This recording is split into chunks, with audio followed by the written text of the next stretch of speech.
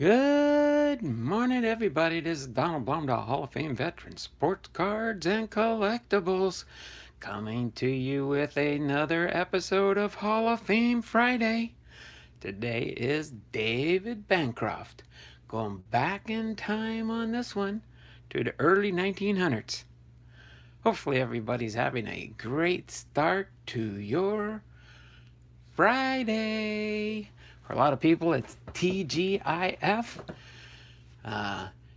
For me, it's kind of like my Thursday, so tomorrow will be my Friday. Hopefully, everybody's having a good start to your day. Bibster's in here. Hello, Donald, the Bibster of all things wax packed. I do like Bibster's videos that he puts up. They are awesome. Hopefully, you're getting in on his action. He's going to have his 200 subscriber giveaway. He's trying to make his 200 subscribers in his first month of his channel. And he has awesome stories and awesome help aids to share with everybody in the channels. So hopefully you're checking him out. We will give it one more minute here for the first 2 minutes in the live stream to see who we've got. So far we've got the Bibster of all things Wax Pack is first in the live chat. And we've got we are at the 2-minute warning right now.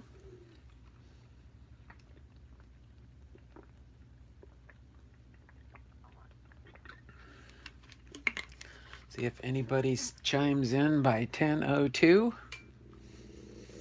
And then we will get ready to rock and roll. Somebody has to chime in by the 10:02 timestamp. That'll give us 2 full minutes and a few seconds more. But so far, it looks like it might just be me and Bibster in here today. Don't have very many people watching. There we go. Bibster just got 4 binders of 1972 top. My word. You got 4 binders of 1972 tops? That is pretty cool there, Bibster. How did you manage getting 4 binders of 1972 tops? Hopefully you got a real good deal on them. That's like back in time for sure. All right, Chuck DeBree's in here at 10:03. So let me get Bibster's 4 entries into the Wheel of Names. Get Bibster in here for the Wheel of Names. There we go. I can go up here and get these 4. Command C. Go down here. Command B. All right, we are up to 142 entries for the month of February. And we are, let's see, today's the 12th. About 1/3 of the way through the month. And we got 142 entries so far. All right, I have made my command decision for my next sale. My next sale will be the 27th of February. This is a short month, but I did have on the 30th of January was my last sale. So my next sale will be the 27th. So let me get the Wheel of Names saved right now with the names that are on here for the month of February. Get back into the live stream. Kevin's Card Collecting and More is here. Good morning, Kevin. Are you doing your Fairfield Friday this afternoon at 3 o'clock? Just kind of curious. Want to make sure we keep on top of everybody's streams when they do them. Kevin, you doing your Fairfield Friday later this afternoon at 3 o'clock? Hopefully, if so, I will do my best to be there. Me and my wife got to clean our church. This is our weekend, once a month. Actually, starting next month, it'll be once every 5 weeks. So sometimes we might Fairfield Friday at 3 o'clock. All right. Will do my best to be there. If not, I might be watching while I'm cleaning the church. Hey, Chuck and Bibby. All right, we've got 5 more minutes of chit-chat time here, and then we will get started with Hall of Fame Friday, David Bancroft. Okay, Kevin's, the rocket landed in the bush. I got a surprise through the mail in the mail the other day. Only took 297 days for its return. Well, at least you got it back, right? Maybe whoever that was gets a lot of through the mail requests and it just takes a while to answer. But at least you got it back. I don't know what's the longest somebody's ever waited for a through the mail. I've been waiting since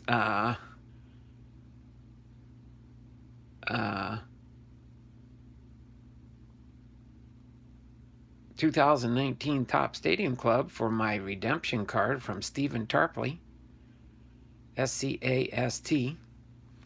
So, yep, I redeemed it online at 7/11/19. 7/11. That was pretty cool.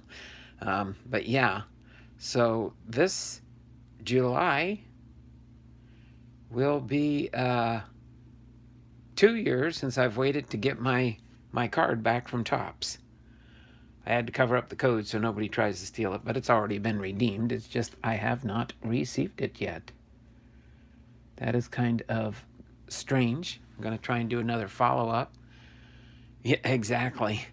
Yeah, and that's it. And that's Topps. Usually Topps is Top Stadium Club from 2019. It said it expires 5/31/2021, but I did do the redemption on July 11th, 2019, so I made it within my redemption time frame, but just have not received the card yet.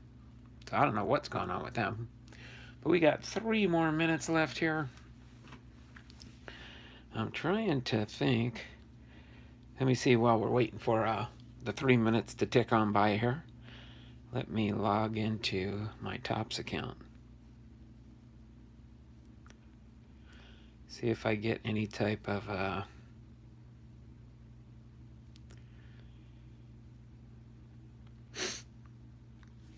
let me log into my account here.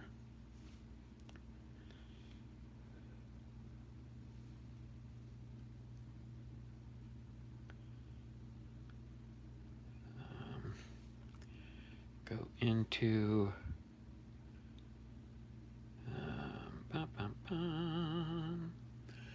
got 2 minutes left. Let me just check my orders.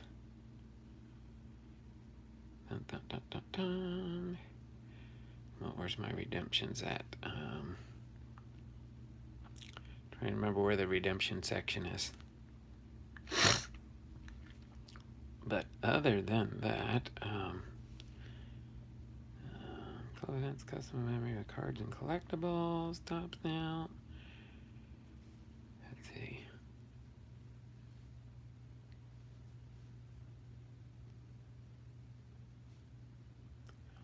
Let me see if my stuff goes back here. See, I'm back in 2020. See, I got 4 pages here of orders through the years. There's, must be on page 4. Naturally, it has to be on the last page, right?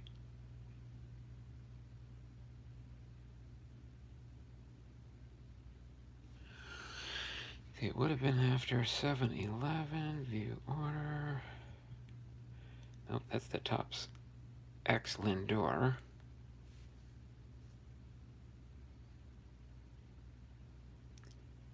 What's this one?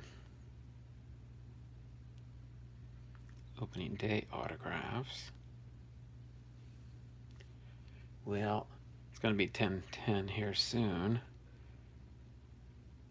Dun, dun, dun. I'll have to do research more on that later.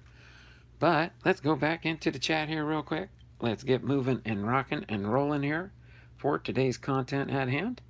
Sorry about me getting sidetracked on it. Just Kevin's through the mail. Fairfield Friday, 3 o'clock. Hey, Chuck and Bibby. Hey, Kevin. Kevin's the rocket landed in the bush. I got a surprise through the mail. Got that. Hope they're...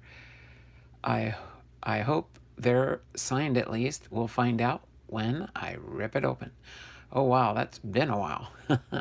Hey, Bibby. I got my exercise in yesterday. That's for sure. A fellow classmate told us this morning that his wife bought him an early Valentine's Day gift, a coffee mug that says, "To my love, John Calvin, you're irresistible." Hopefully you all get that. Let's see, John. Oh, John Calvin. Oh boy. All right, we do have 10:10 on the clock, so we will get into the content at hand here. Let me move David James Bancroft front and center here. I only have the one baseball card for him. This is a 2013 Panini Cooperstown set. Card number 44 for Dave Bancroft, and his Hall of Fame postcard. All right, for those that aren't familiar with these are postcards that you can get from the Hall of Fame in Cooperstown, New York. And I do have a complete set, except for the new inductees from 2020. The four that made it in there: Derek Jeter, Marvin Miller, Ted Simmons, and Larry Walker. I think they're going to come out with their postcards this summer when they do the Hall of Fame induction ceremony this year for the four that made it last year. And so, Twitter pat it for Jesus daily, not just in the spring. All right. Let me refresh the chat here real quick so I know where I left off. As we get into David Bancroft's biography. Okay? So, of course, David Bancroft was a shortstop / manager. He was born on April 20th, 1891 in Sioux City, Iowa. He died October 9th, 1972 at the age of 81 in Superior, Wisconsin. He was a switch hitter, and he threw right-handed. His MLB debut was April 14th, 1915 for the Philadelphia Phillies, and his last MLB appearance was May 31st, 1930 for the New York Giants. His MLB statistics, his batting average was .279 for his career. He had 2,004 hits, 32 home runs, 591 RBIs. When he was a manager, his managerial record was .249 and .363 with a .406 winning percentage. As a player, he played for the Philadelphia Phillies 1915 to 1920, the New York Giants 1920 through 1923, the Boston Braves 1924 to 1927, the Brooklyn Robins 1928 and 1929, and he ended his player career with the New York Giants in 1930. As a manager, he managed the Boston Braves from 1924 to 1927. Some of his career highlights and awards were 2 times World Series champion in 1921, 1922, when he was with the New York Giants, and he is a member of the National Baseball Hall of Fame. He was inducted in 1971, as per the card here, through the election method of the Veterans Committee. All right, so let's see. Let me look in the chat quick. Twitter patted. Twitter patted equals mutual relationship spiritually in love, walking hand in hand daily. Okay, let's continue on here with the biography at hand. So Dave Bancroft, David James Bancroft, again born April 20th, 1891, and died October 9th, 1972, was an American professional baseball shortstop and manager. He played Major League Baseball for the Philadelphia Phillies, New York Giants, Boston Braves, and Brooklyn Robins between 1915 and 1930. Born in Sioux City, Iowa, Bancroft played in minor league baseball from 1909 through 1914, at which point he was brought bought by the Phillies. The Giants traded Bancroft during the 1920 season after playing for the Giants through the 1923 season. He became player manager of the Braves, serving in that role for 4 years. After he was fired by the Braves, Bancroft played 2 seasons for the Robins and ended his playing career with the Giants the next season. He coached with the Giants, then managed in the minor leagues and the All-American Girls Professional Baseball League. Bancroft was part of the Giants World Series championship team in 1921 and 1922. He was also part of the National League pennant-winning teams of 1915 and 1923. Considered an excellent defensive shortstop and a smart ball player, Bancroft was elected to the Baseball Hall of Fame by the Veterans Committee in 1971. However, his election was not without controversy, as the Veterans Committee included former teammates of Bancroft, resulting in charges of cronyism against the Veterans Committee. As far as his early life, Bancroft was born on April 20th, 1891 in Sioux City, Iowa, the youngest of 3 children of Ella Gerhardt and Frank Bancroft. Frank worked as a news vendor on the Milwaukee Railroad. Bancroft attended Hopkins Grade School and Sioux City High School. As far as his career, his early career in the summer after his junior year of high school, at the age of 18, Bancroft began his professional career in 1909 with the Duluth White Sox of the Class D Minnesota-Wisconsin League. Bancroft did not have immediate success, registering a .210 batting average and a .917 fielding percentage in 111 games, but he developed a positive reputation in the league. The Superior Blues acquired Bancroft at mid-season, and he remained there through the 1911 season. Bancroft finished the 1911 season with a .273 batting average and 41 stolen bases, and the Blues won the league championship. The Portland Beavers of the Class AA Pacific Coast League drafted Bancroft from Superior for the 1912 season. He struggled in 1912, batting .207, and was demoted to the Portland Colts of the Class B Northwestern League in 1913. After batting .244 for the Colts, he was promoted back to the Beavers in 1914, where he batted .271 and drew comparisons to former Beavers star shortstop Roger Peckinpah, as the team won the Pacific Coast League championship. While with the Beavers, Bancroft earned the nickname Beauty for his habit of referring to pitches as beauties while he batted. When he was in minor league baseball with the Philadelphia Phillies, before the 1915 season, the Philadelphia Phillies purchased Bancroft from Portland for $5,000, which would equate to $126,365 in current dollar terms. Portland's manager was quoted as saying he did not expect Bancroft would last with the Phillies. In his rookie season, Bancroft finished second in the National League to teammate Gavi Kravitz in walks with 77, third in runs scored with 85, and tied Fred Luteris for sixth in home runs with 7. For his ability to hit with power from both sides of the plate, the Pittsburgh Press declared he was developing into a second Honus Wagner. The Phillies won their first National League pennant in 1915, but lost the 1915 World Series to the Boston Red Sox. Bancroft's offense contributed to the Phillies' victory in Game 1, as he had an infield hit, leading to the Phillies' winning run. Though the Phillies batted .182 as a team in the series, Bancroft batted .294. Bancroft batted third in the Phillies lineup in 1916. However, he slumped to a .212 batting average that season, the lowest of his career. Despite his offensive struggles, he gained recognition for his fielding skills, and an injury to Bancroft late in the season contributed to the Phillies' poor play late in the season. Bancroft feuded with Cravith, who became the Phillies' manager in 1919. Before the 1919 season, Bancroft requested a trade to the Cincinnati Reds, but the trade request was not granted.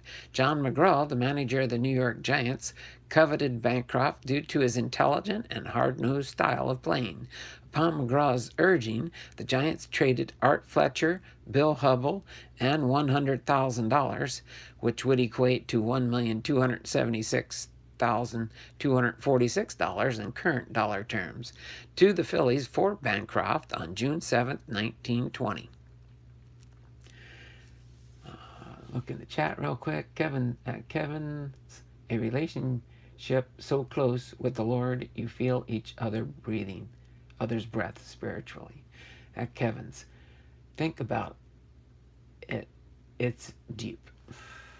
All right, let's move on with when he went to the New York Giants. With the New York Giants, Bancroft was an able performer. His 102 runs scored during the 1920 season were second only to the Giants' teammate George Burns. On June 1st, 1921, in a game the Giants won against the Phillies, Bancroft hit for the cycle.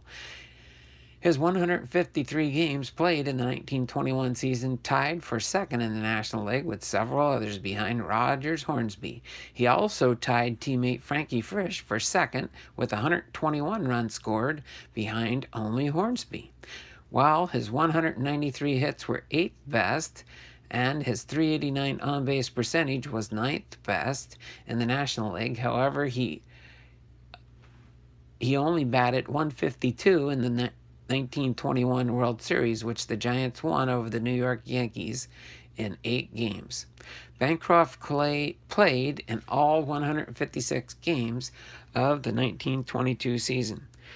He tied Jack Smith for third with 117 runs scored, finished third with 209 hits, and tied Bob O'Farrell for second with 79 walks. His .321 batting average was his career high, and he set an MLB record for the most fielding chances by a shortstop in a season with 984. Though the Giants swept the 1922 World Series from the Yankees in 4 games, he again had a poor World Series, batting only .211. Serving as a team captain, Bancroft began to suffer through leg injuries in 1923. He was also hospitalized with a case of pneumonia during the season. Bancroft returned by the postseason, but batted only .091 in the 1923 World Series, which the Yankees won in 6 games. Then on to the Boston Braves. Pop in the chat. I'm still thinking, Bibby. Bibby. It's the term that has me baffled. Laugh out loud. The one and only Bud Tony's in the house. Hey, down there, Bud. Thanks for popping into the stream here. I've been trying to catch one of your lives, but I see you don't have one scheduled till the end of the month. Do you have any other lives scheduled between now and then? At least that's a long distance posting for a live stream. About a couple of weeks down the road still. Just curious about that for sure. But I did see your posting saying is it gonna be another one of your epic long? Okay, you do have one scheduled for this Sunday. Okay, I saw one that was scheduled like closer to the end of the month. Is that one still on too? But I'll have to see if I can pop in, hopefully between church services on Sunday afternoon, maybe, if you're live. Live stream, fundraiser, and I might be shaving my head and face. Oh, my word.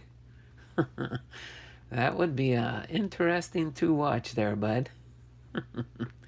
Because if it's anything like your picture there, you sure do got a big head of hair. But interesting. Okay, so let's move on here now to the Boston Braves for Dave Bancroft. Let's get into this. With a young Travis Jackson ready to succeed Bancroft as the Giant shortstop, and with Bancroft desiring an opportunity to manage, McGraw traded Bancroft to the Boston Braves with Bill Cunningham and Casey Stengel for George Osher and Billy Southworth after the 1923 season. McGraw was also looking to aid his former star Christy Mathewson, who was then the general manager of the Braves. Stay tuned, laugh out loud. Much love to everyone. All right there, bud. Thanks for stopping by. Appreciate that. Just do me a favor. Let's see. I've seen you in here. One thing kind of for you should state that if you get 100 in super chats, you'll shave your head. You talking about me, Kevin?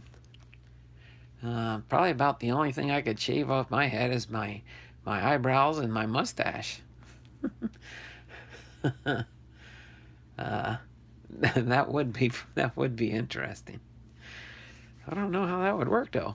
But Tony says he's got the googly eyes. He's like with his tongue stuck out. Funny. Easy money. That would be for me, that's for sure. But Stoney, on the other hand, I'm sure he's going to have to do a good fundraiser. And I think he was. Did you say if you did end up? I think I heard it back one time when I was on your stream that you donate your hair to Locks for Charity or something like that, where people like donations of hair. But that would have to be definitely buzzed so that the hair would stay intact as long as it is to be used for somebody else. All right. So upon becoming a manager, he became the youngest manager in the National League. He missed time during the 1924 season with appendicitis. After finishing in last place in the 8-team National League, Bancroft overhauled the Braves roster for the 1925 season. However, he lost the services of Ruby Marquardt and Joe Genwich. The Braves finished in 5th place, and Bancroft suggested that Bob Smith, ineffective as an infielder, became a pitcher. Smith's success as a pitcher benefited the Braves' starting rotation. The Braves lacked offense going into the 1926 season, but hoped their pitching and defense could lead them into contention. The Braves finished in 7th place in the National League in 1926 and 1927. Bud Stoney says, wigs for kids. There you go. It could be kids that go through cancer treatments and things of that nature. That would be awesome, Bud. What a worthy cause.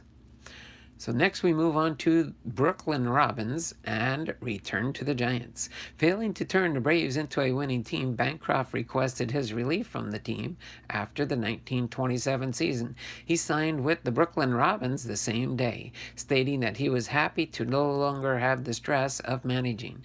He played for the Robins for the 1928-29 season. During his time with the Robins, he was seen as a possible successor to manager Wilbert Robinson. The Robins released Bancroft after the 1929 season, and he returned to the Giants as assistant manager and coach, serving under McGraw. He ended his MLB playing career in 1930. He remained as a coach, filling in for McGraw when he was too ill to manage. During the 1930 offseason, he led a team of MLB players to an exhibition trip to Cuba. When McGraw retired in 1932, the Giants appointed Bill Terry as a player manager. Surprised and disappointed that Terry was chosen over him, Bancroft left the Giants. Pop in the stream here. The one and only Bud Stoney. Easy money. Okay, did you hear that? Neither did I. It is 4:20 somewhere. Boom. Commercial break here. John Fishman jumps in with a 99 cents super chat. Thanks, John. Appreciate that. First super chat of the day here. Let me get John into the wheel of names here right after Bibster. You'll be entry number 143. 143. Thanks there, John, for hopping on board the bus there. Getting your entry into our February drawing. 143 entries now for the month of February so far on this 12th day of February 2021. So, are you really shaving your head? I will send some Bitcoin to fund this. You send me a Bitcoin, and I'll be your best friend ever, John. I never did invest in Bitcoin. I could never figure out the reality of electronic currency. It's just nothing you can hold in your hand. It's just in cyberspace. I never did. I know. All you have to have is just a little fraction of a Bitcoin, and you got a chunk of change there. But me personally, I don't see no point to that. It could disappear at any time, or somebody can steal it from you, because it's in cyberspace. Sorry, had to pause there. It just confuses me sometimes. I don't know, at John Fishman, you've got to tune in to see if we reached our goal. There we go. Let me do a refresh in the chat here and continue on with our biography at hand. But thanks there, John, again for that super chat. Really do appreciate it. All right, so later in his career, after retiring as a player, Bancroft managed in the minor league baseball. He managed the Minneapolis Millers of the Class AA American Association in 1933. Though the Millers reached the championship series, he was not retained for the 1934 season, as the Millers sought a player manager to help the team reduce costs. After the season, Bancroft interviewed for the managerial job with the Cincinnati Reds. However, the Reds hired O'Farrell. Bancroft next managed the Sioux City Cowboys of the Class Single-A Western League in 1936. He appeared in one game for Sioux City as a player. Bancroft then managed the St. Cloud Rocks of the Class C Northern League in 1947. In the All-American Girls Professional Baseball League, Bancroft managed the Chicago Colleens in 1948 and the South Bend Blue Sox in 1949 and 1950. Then we have his legacy. And your baseball cards, too, if you make your wife mad. Your money in the bank can disappear, too. True, it can. It can, that's for sure. It's just in an electronic bank account these days. But you can take the money out and stuff it under your mattress if you want to. All right, his legacy: Grover Cleveland Alexander, Bancroft's teammate in Philadelphia, and Hughie Jennings, his coach in New York, considered Bancroft one of the best shortstops in MLB. Sports writer Frank Graham called Bancroft the greatest shortstop the Giants ever had, and one of the greatest that ever lived. Bancroft is still considered to be among the top fielders in baseball history. He was also considered one of the fastest shortstops in baseball. In contrast to other great fielding shortstops, Bancroft was noted for his offensive ability. After failing to be elected to the National Baseball Hall of Fame by the Baseball Writers Association of America, the Veterans Committee elected Bancroft in 1971. Former Giants teammate Terry and Frankie Frisch, who joined the Veterans Committee in 1967, aided the elections of several of their former teammates. They shepherded their selections of Jesse Haynes in 1970, Bancroft, and Chick Haffey in 1971. Ross Youngs in 1972, George Kelly in 1973, Jim Bottomley in 1974, and Freddie Lindstrom in 1976. Bancroft, along with some of the other selections made by Terry and Frisch, has been considered among the weakest of all inductees. According to the BBWAA, the Veterans Committee was not selective enough in choosing members. Charges of cronyism were levied against the Veterans Committee. This led to the Veterans Committee having its power reduced in subsequent years. Despite the criticism of players elected to the Hall of Fame by the Veterans Committee in this period, Bancroft's grades well in terms of sabermetric statistics. He finished in fourth in the National League in wins above replacement in 1920, 6.5. In third in 1921, 7.2. And 1922, 6.0. Bancroft was also inducted in the Des Moines Register, Iowa Sports Hall of Fame. As far as his personal life, to finish up his biography, Bancroft married Edna Harriet Gisson while he played minor league baseball. They had no children and lived in Superior, Wisconsin for the remainder of their lives. After retiring from baseball, Bancroft worked as a warehouse supervisor for Interprovincial Pipeline Company. He retired in 1956 and spent his latter years hunting and fishing. Bancroft died October 9, 1972 in a hospital in Superior at the age of 81. There you have it, your baseball biography for our episode number 14, Hall of Fame Friday, David Bancroft. Plus, question mark, question mark, question mark. I have no family mail call. I may or may not have one for tomorrow's stream, but if not, next Tuesday for sure. I should have a big, huge, flat rate heavy box from, I think, the channel of the Bibster of all things wax packed. The Bibster of all things waxed pack has sent me a little box that's going to show up most likely tomorrow. I thought I had heard something at the door a little bit ago, so please pardon a brief interruption here for just a moment.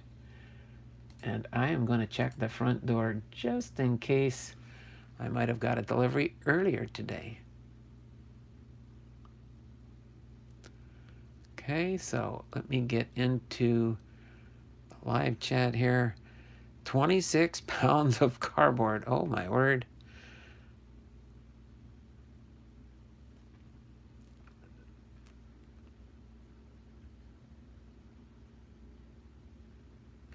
Okay. So I will be, let me type in the chat, okay?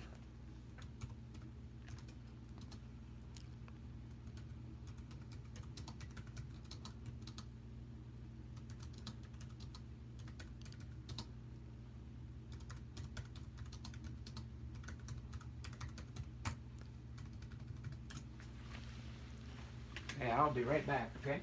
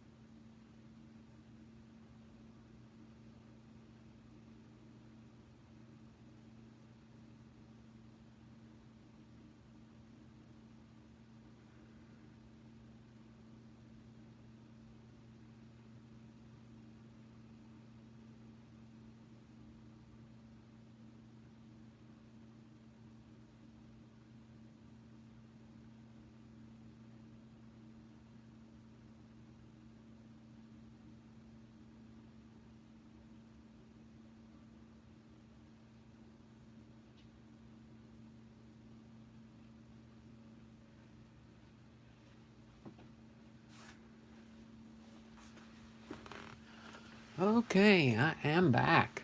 I am back. What did I miss in the chat? Uh, not, be right back. Please hold on and we'll decide on something. I was watching it live when he did it, John. John Fishman. Okay. What was that? I've got to go. Chores to do. I hope you all can join us on Sunday. It's a 4:20 p.m. Eastern. That would put it 1:20 in the afternoon my time. I can hopefully try and do that because I will be working on my computer, doing my new updates on my eBay store. Donald has called a timeout. Are you serious, Bibby? You seen him go off camera, and I heard a wrapper crinkle, and then he popped back on the camera. What was, you guys must have been talking about something else. Did I miss something in the chat? Nah, nah, nah, nah, nah. Oh, good thing you aren't doing a break right now. Did you see that guy, Bibby? He's like, there's someone at the door, and I didn't get up, and no one was there, and then swapped out the card. Huh. Okay. So, but yeah, so just a little bit of a heads up in the channel. So on my eBay store, every Friday, this is my new routine now. Every Friday, Saturday, and Sunday afternoon, it'll be usually Friday afternoon or evening, Saturday afternoon or evening, and Sunday afternoon. I will be listing 25 auctions each day. So that's a total of 75 auctions weekly. And then items that do not sell or get any nibbles on through that week will be relisted automatically. So I'll always have auctions in the queue, waiting to be loaded up. The reason I'm doing this more now is because with on only for eBay stores, you know how everybody says plain white envelope. Can you send me a card in a plain white envelope? Well, just so you are aware of it, let me think. I can't remember if I have one. Let me check my. I don't believe I have one. No. Here, I can do this. There is a such thing on eBay now as mailing a single card out in a plain white envelope for only 51 cents with tracking. So I sent this picture to Bibby. I can kind of show you guys the photograph that I did send to the Bibster. Not that one. Well, here, I can use the other one here and just, yeah, there we go. This one here gives you a pretty good, and this was from my auctions that just ended yesterday.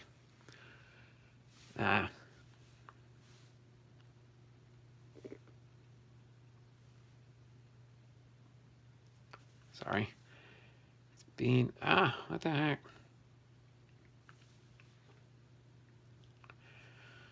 Here, I'm just going to hold it this way and stuff, but you guys can see it on here. And I'll scroll up here. You can see on here where it shows these are plain white envelopes, 51 cents. You think, what? You're sending cards in a plain white envelope? Yes, but if you look on the top there, it says eBay standard envelope with a tracking number on it.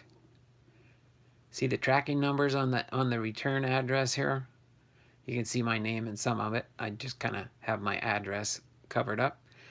But you can do a plain white envelope on eBay now for 51 cents. That's the cost of just a regular postage stamp. It's a trial program that eBay is trying with the post office. so that when people send something in a plain white envelope, and from experience here, you can do probably about 3 or 4 cards, depending on how they're packaged in the envelope, for 51 cents, but you can do up to 3 ounces. But the envelope can't be any thicker than 1/4 of an inch thick. So you could actually send a relic in here. A relic. I don't know about the coins. They might be a little bit more, but you could probably send it for less than $1. I would say those commemorative coin type ones, if you put it in a top loader, put it in here, it'll just barely make the quarter of an inch. So again, 51 cents up to about 70 or 89 cents, somewhere around there. But cool option for eBayers now for sending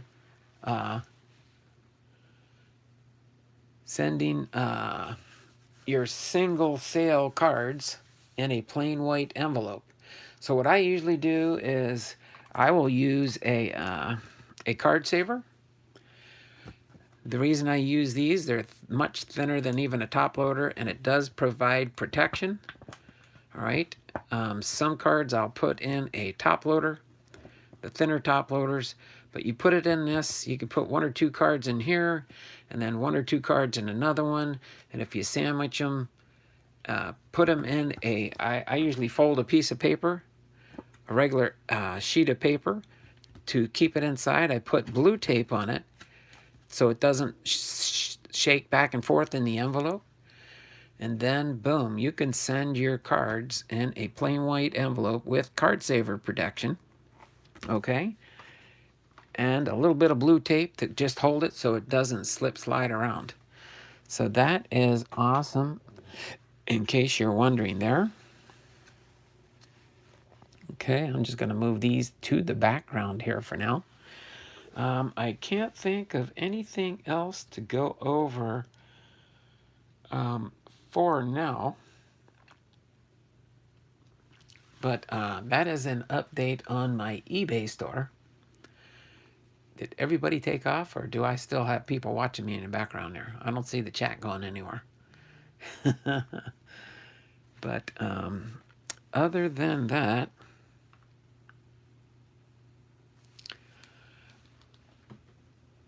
cards in my car with our posadas in the house.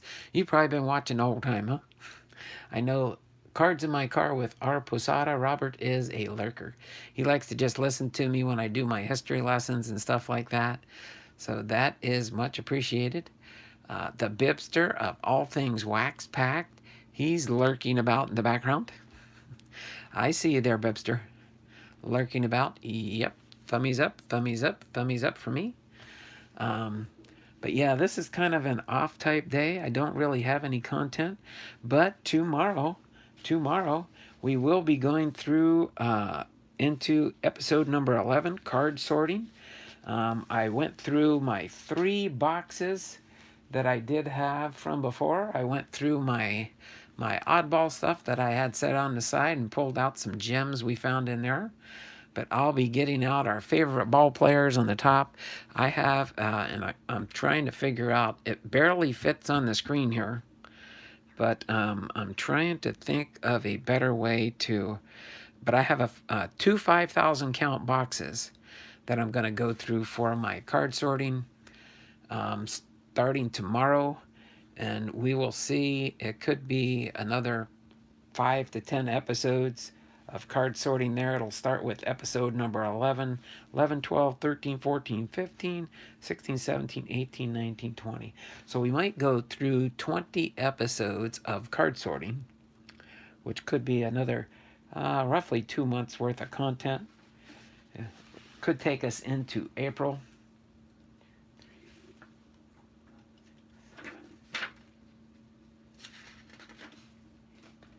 Yes, almost into just before the end of April.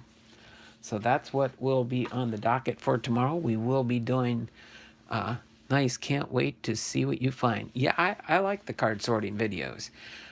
These two boxes that I have left are stuff that I have not finished my sorting process. So I need to just go through them, see if I can find my Hall of Famers, my rookie cards, of course, our famous Matt Noakes, Chris Sabo, and all those other oddball type players that everybody loves, and see if we see who we can find in these two 5,000 count boxes. And then after that, pretty much my boxes that I have left that have not finished the sorting process are the ones I do for my team sort and pulling out the rest of my Seattle Mariner cards for my separate project I'm working on with the Seattle Mariners to find Seattle Mariners baseball cards.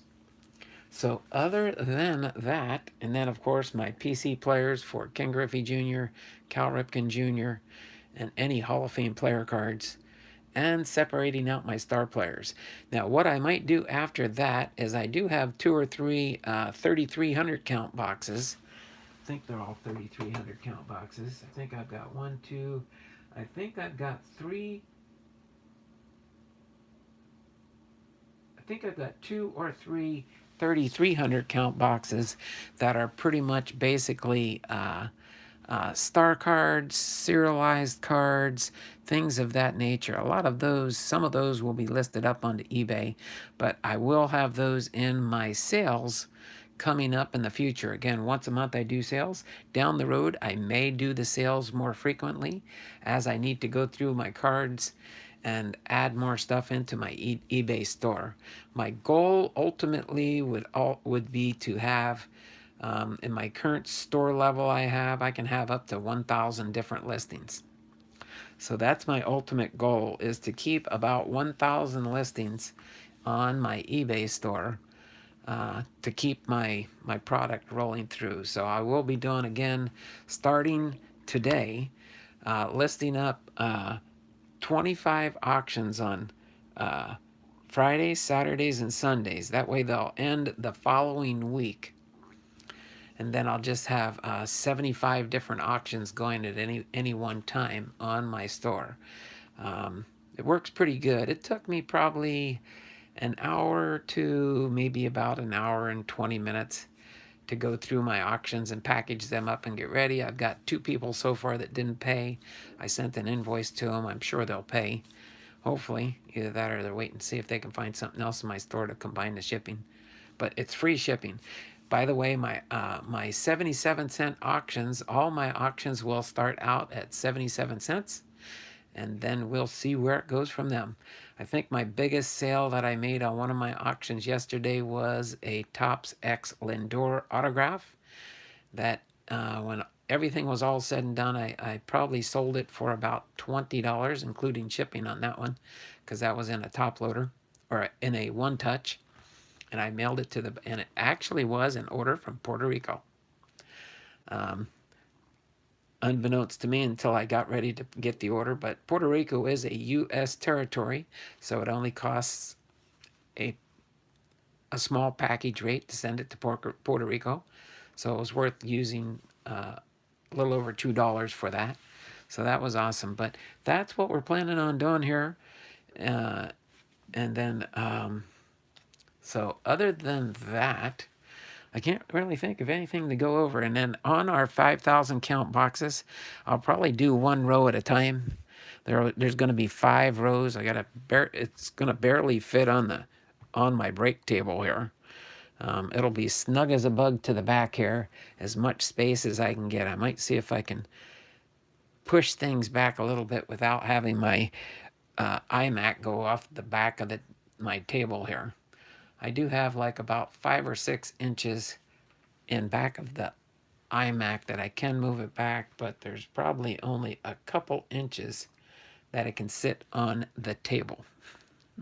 So I don't want it to fall off the back, that's for sure, the iMac.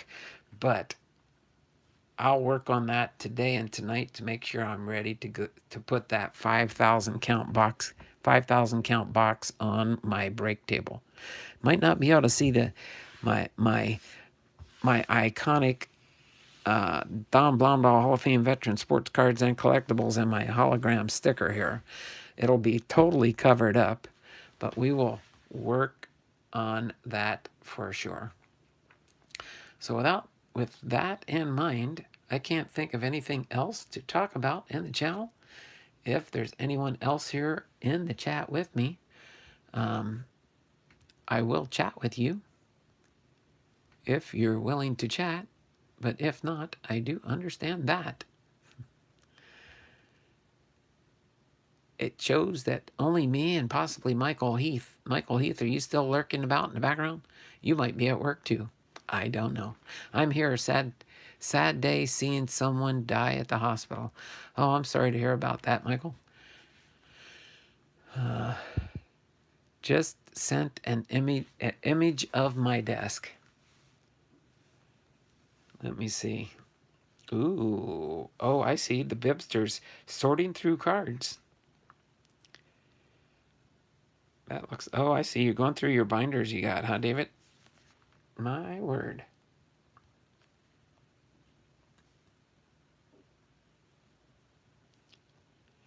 That looks nice, sir.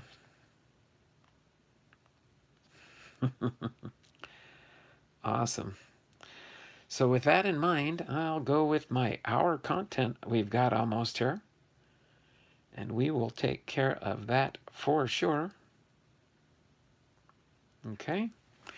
So other than that, I just have to touch base with eBay today and see if they can help me figure out one slight issue I'm having with their, with my Pro Label Express label printer for postage. The labels that I'd like to use, instead of doing it the way I did it last night, work perfect to go on an envelope. But I just have to get them to display the right way on the computer so that I can print the label on the label, if that makes any sense. I can't get it to line up in the right direction. So I don't know if anyone out there uses a Pro Label Express powered by TSE or not in their eBay stores. I know the Bibster of all things Wax Packed, 3 albums off. Oh, you got the 3 albums off Facebook. Yeah, I should do that locally some. Just check baseball cards through Facebook Marketplace and see if I can find some buys in my area. That would be awesome, an awesome way to find baseball cards. I will probably check and start looking up some of those things. I've seen some before in the past, but some people are asking like way too much. But I like the information the Bibster of all things Wax Packed mentioned in his video yesterday on how to go to garage sales and things like that. I know you can go to thrift stores, especially like Goodwill. Sometimes will have baseball card areas where they do put baseball cards and such. So there is a Goodwill in Marysville, Washington, south of me. That's the closest Goodwill I have. I know they do. I've been in there on occasions, but I should maybe take a peek and a look. 4 albums off Facebook Marketplace. Gave $125 for all 4 albums. That is pretty good.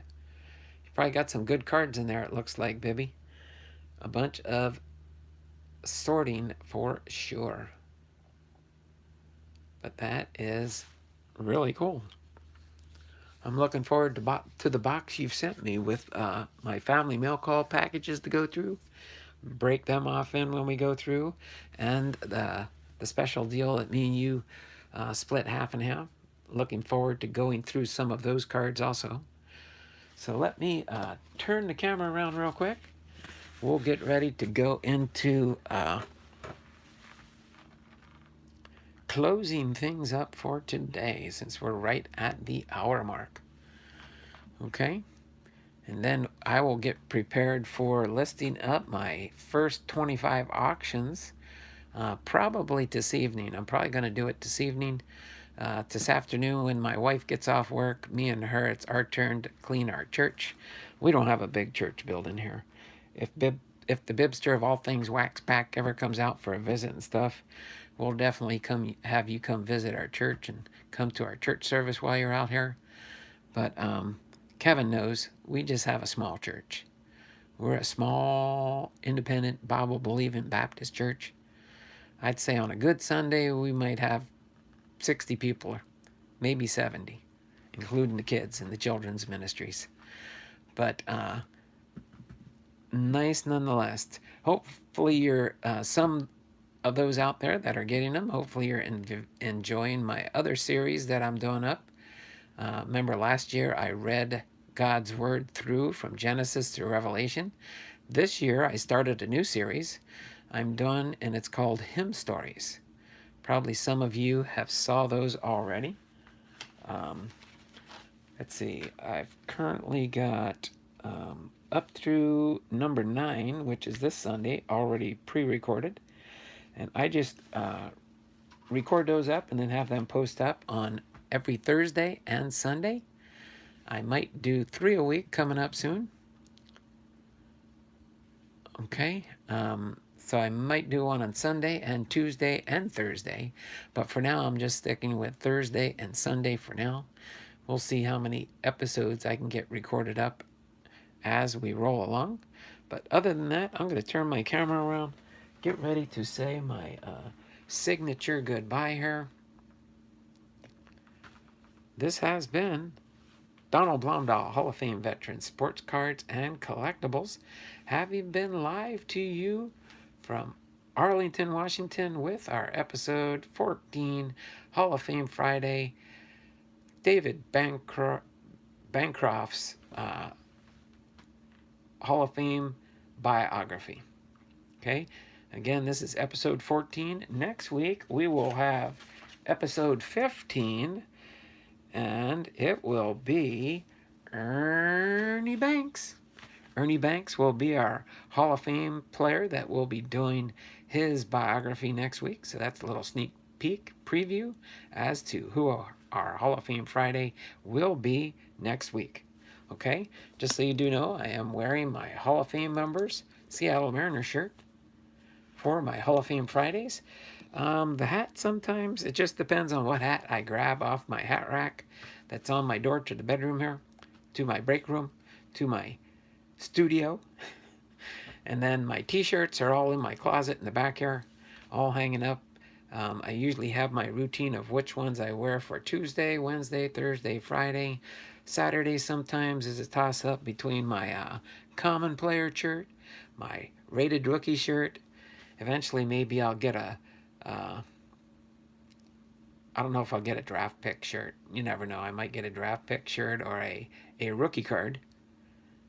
A rookie card shirt. I don't know if they make a rookie shirt. I got a rated rookie shirt and a common player. But maybe a gold cup shirt. I don't know. I don't know what other shirts they make. I always look around and see if I can get different t-shirts. Oh, I do have some new t-shirts I will highlight and preview. Maybe I'll do one of them tomorrow in our stream for sorting the cards. I did get 2 Seattle Mariners t-shirts for Christmas from my niece and her fiance. So I might preview one of those shirts tomorrow. We'll see. But until then, you all have a great and wonderful day. And we will see you tomorrow morning for episode number 11, Card Sorting, Searching for the Gems. Till next time, see you tomorrow. You all have a wonderful and blessed day. I'm going to turn the camera around and I will type in the chat my signature sign off for those that were in here. Thanks, Michael Heath, for being in the chat today. Appreciate you being here. Let me move these front and center here as I get ready to sign off for today.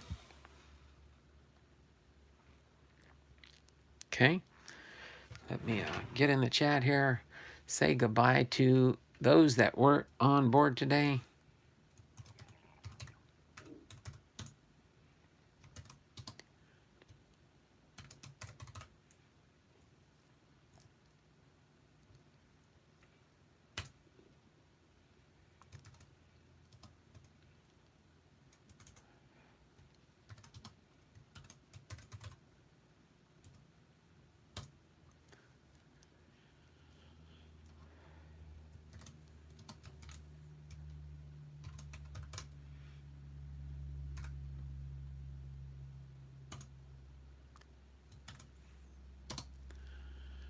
Okay, make sure I get who I can find in the chat here.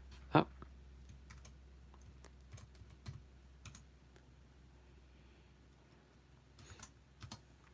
So I can shout you out below here.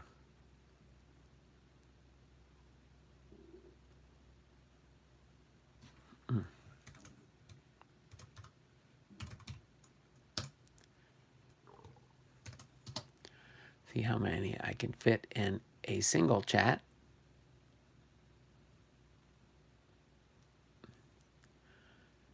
I think we only had a few people in here throughout the stream today. Oh, let's see.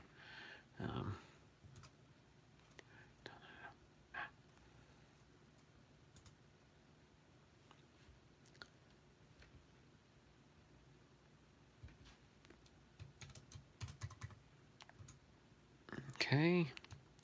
Got a couple more here if I can squeeze them in here. I think I hit the wrong button, but let me go up here. I think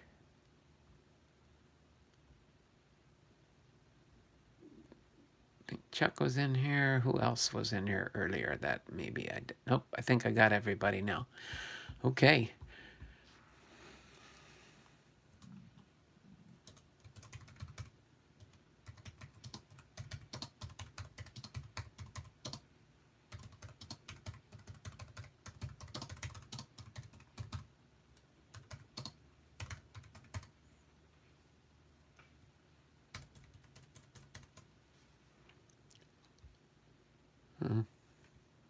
Oh, there we go.